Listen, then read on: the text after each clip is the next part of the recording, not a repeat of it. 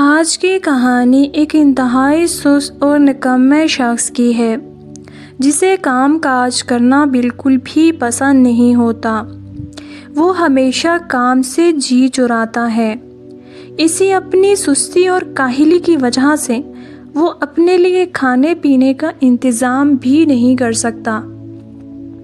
ایک دن وہ گھر سے باہر کھانے کی تلاش میں نکلتا ہے تو راستے میں اسے ایک پھلوں کا باغ نظر آتا ہے۔ وہ اپنی بھوک مٹانے کے لیے اس باغ میں داخل ہو جاتا ہے اور ایک درخت سے پھل توڑنے کی کوشش کرتا ہے۔ اتنی دیر میں اس باغ کا مالک بھی وہاں پہنچ جاتا ہے۔ وہ مالک اسے ایسا کرنے سے منع کرتا ہے اور یہ اس کی بات نہیں مانتا۔ وہ اسے ڈرا دھمکا کر وہاں سے نکال دیتا ہے۔ یہ سست شخص وہاں سے نکلنے کے بعد جنگل کی طرف بھاگ جاتا ہے۔ جب جنگل میں پہنچتا ہے تو وہاں ایک زخمی لومڑی کو دیکھتا ہے۔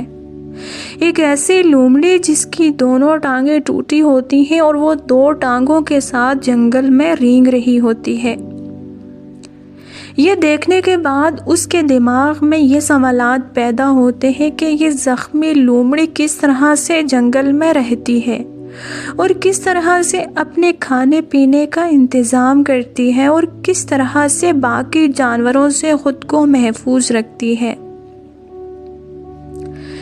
جب وہ یہ سوچ رہا ہوتا ہے تو دیکھتا ہے کہ سامنے سے ایک شیر آ رہا ہوتا ہے اور اس کے منہ میں ایک گوشت کا ٹکڑا ہوتا ہے۔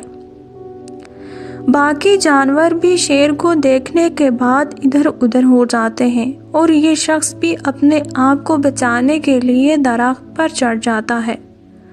وہ دیکھتا ہے کہ شیر وہ گوشت کا ٹکڑا لا کر لومڑی کے سامنے پھینک دیتا ہے۔ وہ یہ دیکھنے کے بعد بڑا حیران اور پریشان ہوتا ہے کہ یہ کیا ماجرا ہے، کس طرح سے اس لومڑی کے کھانے پینے کا انتظام ہو رہا ہے۔ وہ اپنے بارے میں سوچتا ہے اور یہ درخت کے نیچے بیٹھ جاتا ہے اور یہ سوچنے لگتا ہے کہ میرے لیے بھی اسی طرح سے کہیں نہ کہیں سے کھانا ضرور آ جائے گا۔ جب 2 دن گزر جاتے ہیں تو اس کی بھوک شدت اختیار کرتی ہے اور اس کو کہیں سے بھی کھانا نہیں ملتا۔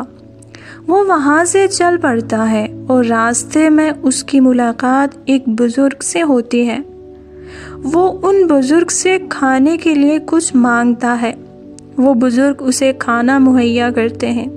جب وہ کھانا کھا چکا ہوتا ہے تو ان بزرگ کو سارا ماجرا سناتا ہے۔ وہ بزرگ اسے کہتے ہیں کہ وہ تو لومڑی ہے اور وہ مجبور ہے۔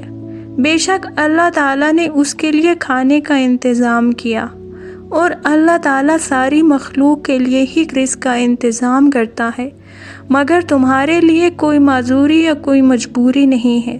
تم محنت کر سکتے ہو، تم کوشش کر سکتے ہو اور تم اپنے لیے کما کر اپنے کھانے پینے کا انتظام کر سکتے ہو۔